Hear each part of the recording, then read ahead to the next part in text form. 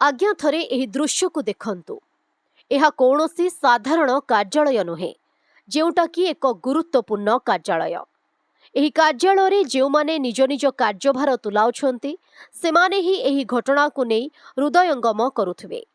लोकंक पई कर्मचारी माने निज निज कार्य रे अहरह व्यस्त रहुथुबा बेले सेमानकर रहिबा पई सरकारी क्वार्टर अभाव सांगको पानी लाइट भली समस्या रहुची, जहा फଳରେ कर्मचारी माने बार दुआर सुंढी पांडा हेउछंती।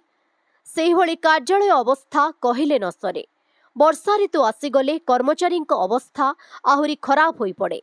कहिले तो कुल कुटुम को लाग, न कहिले कुल भासिला। तेबे आसंतु जानिबा एही दृश्य केउठिकार ना आज्ञा ए हेउछि कलाहांडी जिल्ला थुआमूल रामपुर ब्लॉक स्थित तहसील कार्यालयर दृश्य।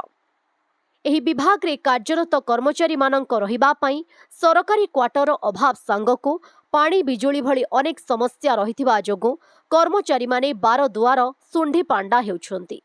ताहा छड़ा कार्यालयर अवस्था मध्य शोचनीय होई पडुछि। वर्षा पानी छातरे गळुथुबा जोगु कार्यालय संपूर्ण भावरे ओदालिया होई जाउछि। एथिरे थिबा गुरुत्वपूर्ण नथिपत्र साइति रखिबा पई कष्टकर व्यापार होई पडुछि।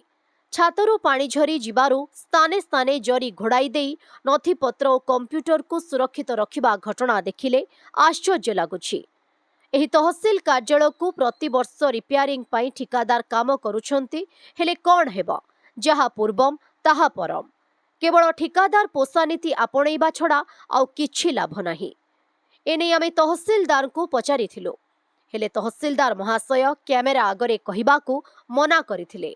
किंतु आमे परे जानिबाकू पाइलु जे तहसीलदार महाशय जिला स्तर रे कार्यालयर एही सब समस्या उपरे दृष्टि आकर्षण करिबा सहित लिखित आकारे मध्य जणाइछंती बोली।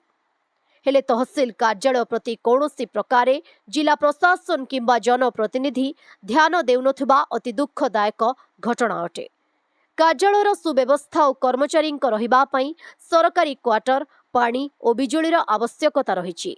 यथाशीघ्र एहार समाधान करिबा पई खबर माध्यम रे प्रसारण करा जाउछि। एहाकु दृष्टि रे रखी जिला प्रशासन और ब्लॉक प्रशासन तरफरु तहसील कार्यालयर सुव्यवस्था और कर्मचारी सरकारी क्वार्टर सुव्यवस्था करिबा दिगरे आगे आसीबे बोली आशा करा जाउछि। तेबे आगकु एहार समाधान जिला और ब्लॉक प्रशासन केते गुरुत्व देउछंती ताहा एबे देखिबाकू बाकी रहिला। कलाहांडी जिल्लारो मकुंद नायक रिपोर्ट, खटिकिया समाचार।